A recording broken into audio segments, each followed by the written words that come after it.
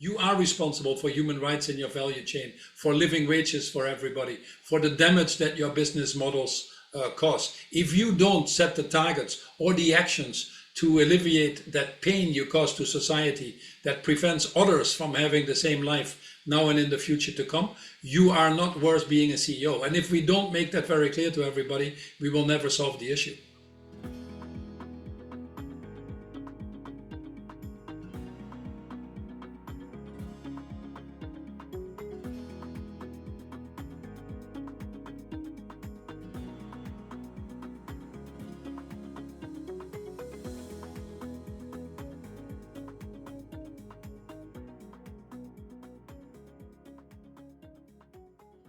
Welcome to Talking About Thinking the Unthinkable, our latest leadership conversation and podcast. I'm Nick Gowing, founder and director of the Thinking the Unthinkable project since 2014.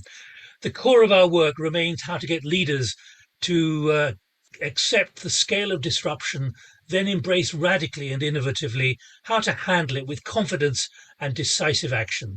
This remains a massive uphill challenge, especially for tackling the climate, biodiversity and nature emergencies with the scale and urgency needed. That's the single-minded mission of my guest on this TTU podcast, Paul Polman. His work is designed to inspire every leader to change.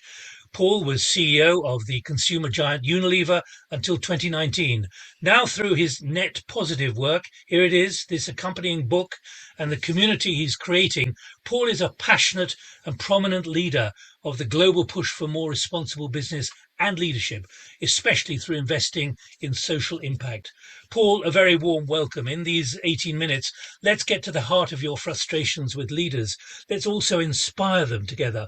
You posted a few days ago, and I'm quoting here, "What's missing is courageous leadership. We need a critical mass of leaders across business, politics, and civil society to drive the changes needed at speed and scale." So I have to ask you, what's missing? Well, frankly, we are in a difficult situation right now in the history of humanity, where we are seeing really the price of our economic system that lifting many people out of poverty, but coming increasingly at an enormous cost. Climate change, biodiversity destruction, increased inequality, and that happening at a time when we have geopolitical conflicts, when global governance is failing us. It's not easy to be a CEO, let's acknowledge that. But we're well out of track. 12% of the Sustainable Development Goals, which I helped develop, are actually on track. The rest is off track. And that's not helping us. The costs and the bills that are being sent to us are increasingly higher and higher and higher. So people say, well, that's difficult to solve. But frankly, for about 70–80% of the challenges, we have the solutions. We have the technology.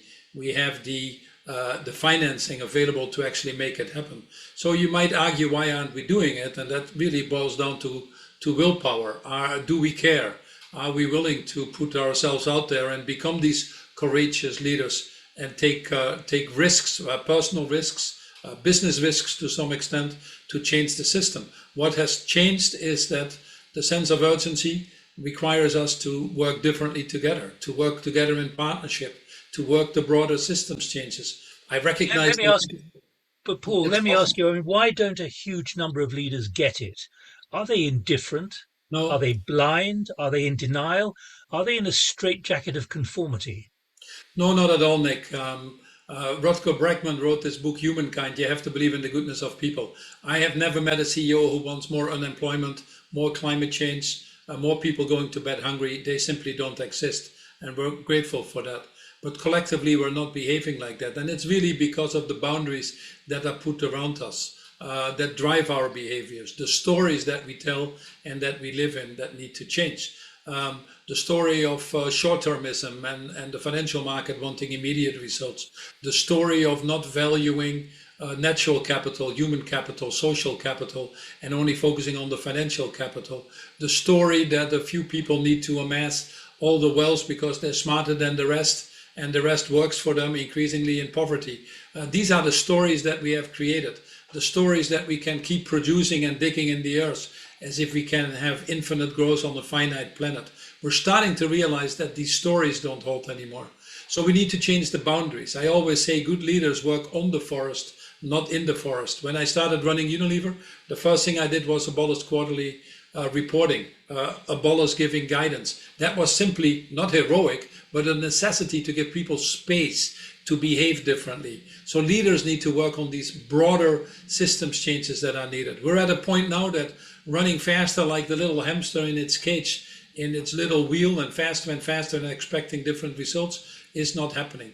And there's no doubt Can that I, leaders are falling short in delivering what society expects from them right now. yeah, I was about to pick up on that particular point because you paint a picture of a struggle really to transform leadership. Why is it what you identify as greed, apathy, and selfishness? Why is that not budging? Why are some corporate leaders actually complaining about the science, saying it's too dramatic? Well, the length of a publicly traded company was 67 years when I was born. It's 17 years now. The tenure of a CEO was well over 10 years. That's fallen to 4 years now, 4.5 years.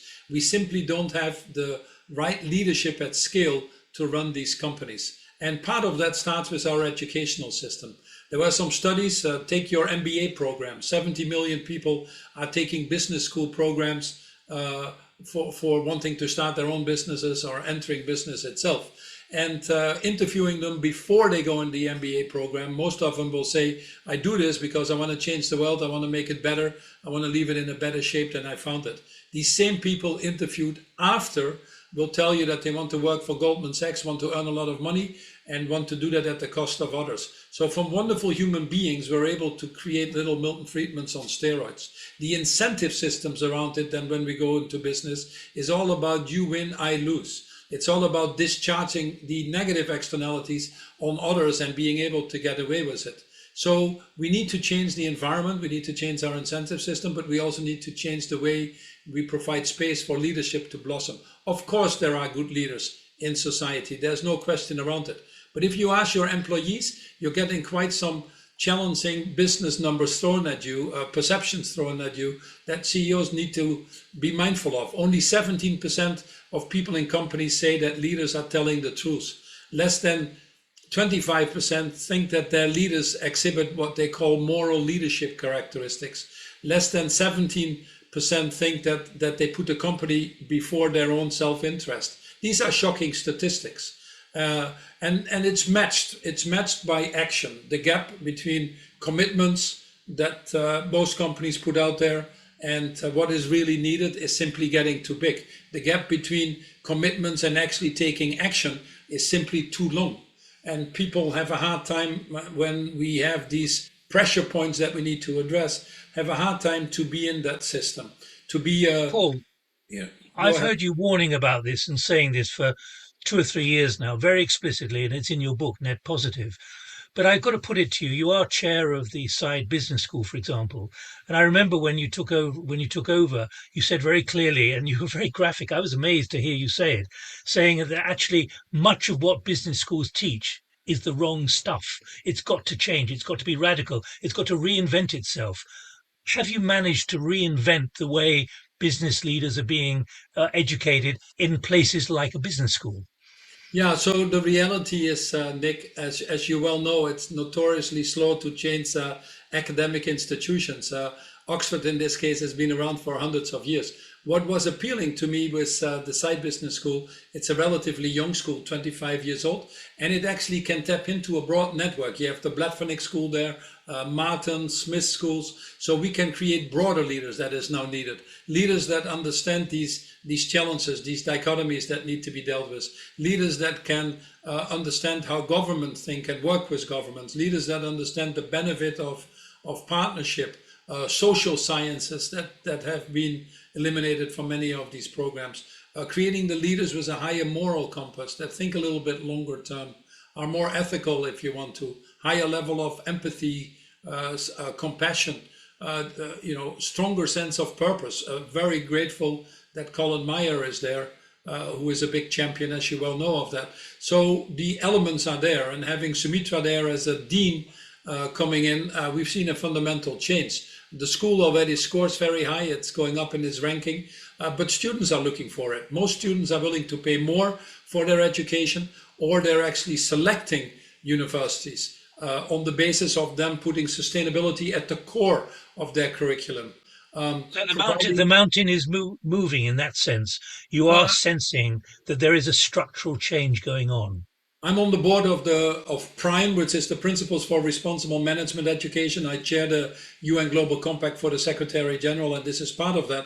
There are 865 universities actively working on the change of management education. Yesterday, a big seminar with 9 universities that have taken the lead of the Future of Capitalism initiative, as it's called. There's a lot happening in that sense to create these longer term, more moral leaders that society needs. Are we going fast enough? No. Can we wait for that? Not at all. That's why universities themselves need to look at the lifelong learning and get to their alumni groups and getting them engaged. We simply don't have that luxury of time with the new entries. And that's why universities themselves also, especially the business schools, need to start looking at impact. There's a disconnect between research, the time lag in research and what gets published versus what society needs. So we are all in here, not only to identify the problem, but get actively engaged.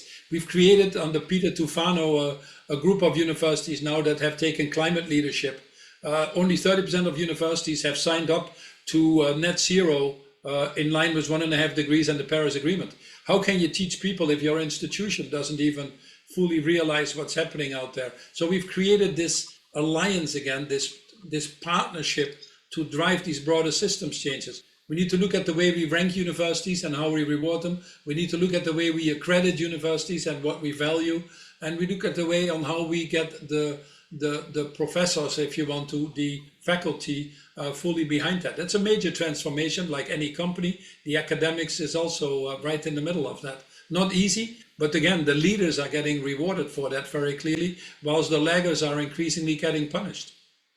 Now, I've seen you, often with a smile on your face, almost put a tape measure to your head and say it's the 10 centimeters of the brain, the changing of the mindset. Are you managing to change mindsets? Imagine future leaders, middle-ranking executives, ambitious new next generations watching this. What would you say to them about how the mindset has got to change, that tape on their brain?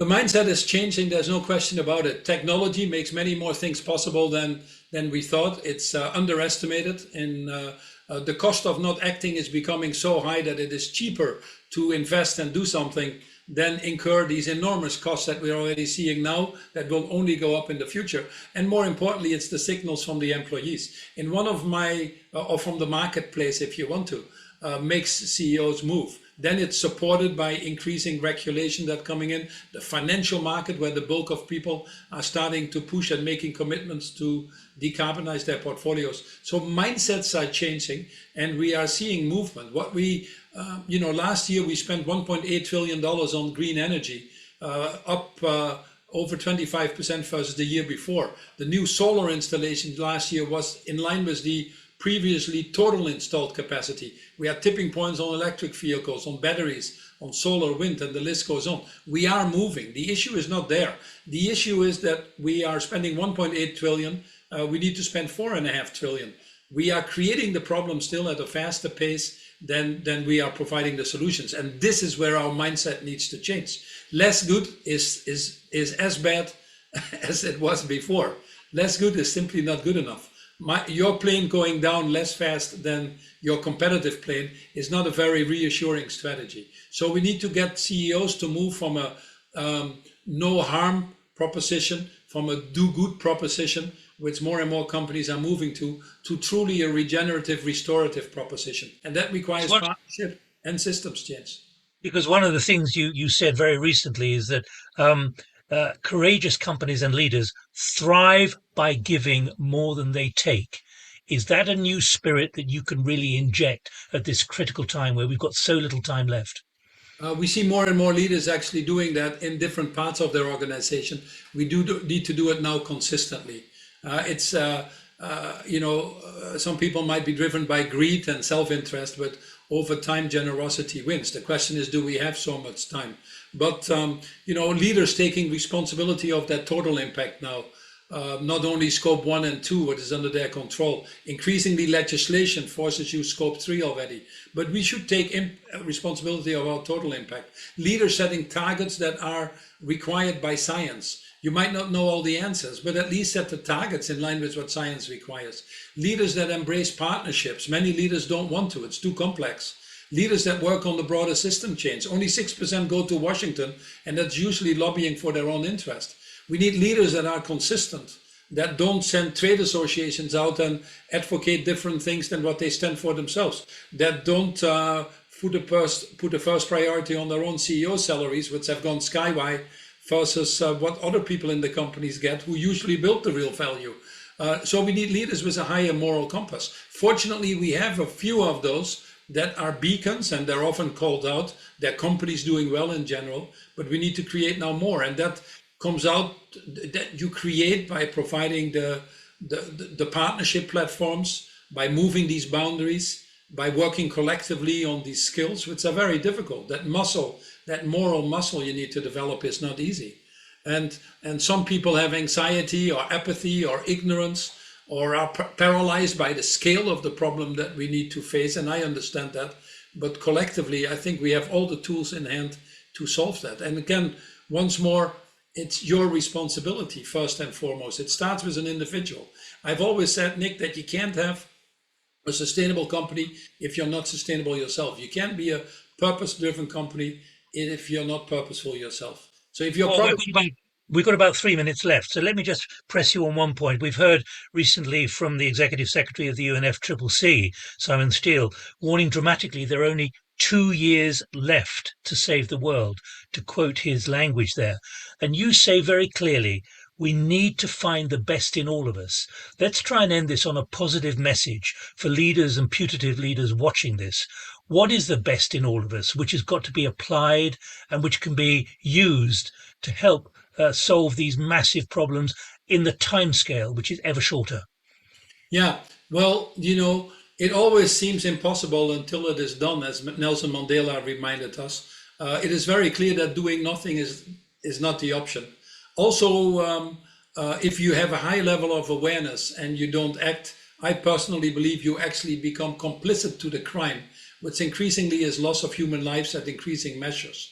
So you need to realize first and foremost that if you're in a position of a CEO, you've won the lottery ticket of life. In my case, I was born in the Netherlands. I had food, I wasn't stunted, I had a toilet, I didn't have to deal with sanitation issues. I got free education from the Dutch government. Otherwise, I wouldn't have been sitting here. But purely by luck of having been born in the Netherlands. If you won the lottery ticket of life, that's 5% of the world population, it is your duty, it is your obligation to put yourself to the interest of the other 95%. Still too many people are short-sighted or look at their own self-interest or the narrowly defined benefits that they're after.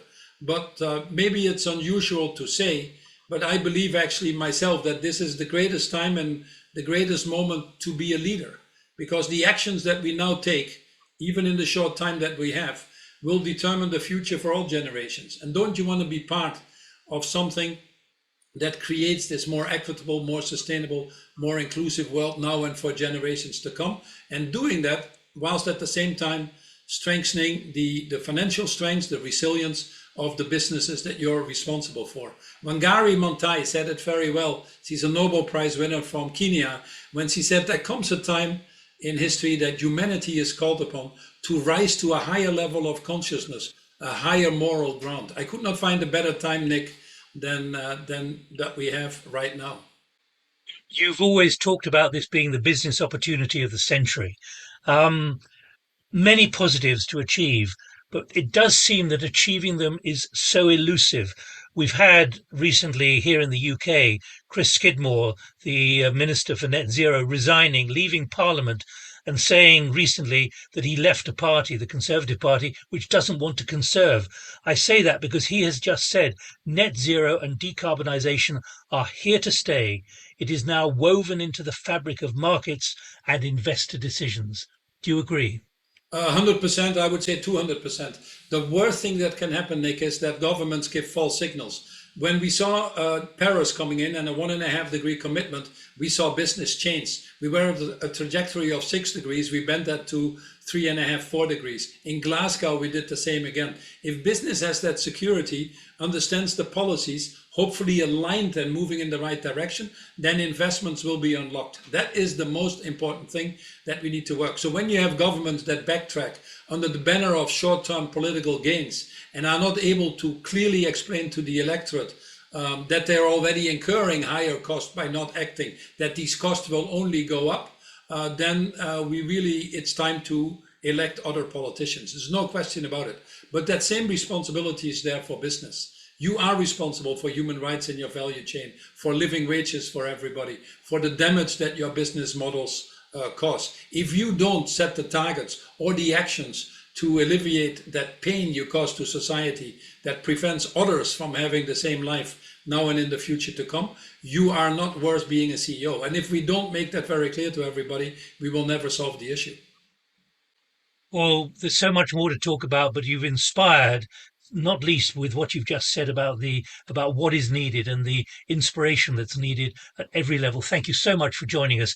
Maybe we can come back to you in a year's time and say, are you still moving in a net positive way? Is it moving even faster than you expected? But you can reference everything that Paul has been saying in a transcript of the podcast, which is posted in parallel on our website, along with contact details for us and Net Positive World. Do please join us when we have a next conversation about thinking the unthinkable. And I should say to Paul that we had Colin Mayer on as the previous guest on Thinking the Unthinkable. So there's no stitch up here, but Colin Mayer we identified as important. So look at that podcast as well. Paul, thanks so much for joining us. And we'll have a future conversation both with Paul and others shortly here on Thinking the Unthinkable. Until the next time, keep thinking unthinkables. More than ever, it's both possible and necessary. From Paul and me, bye-bye.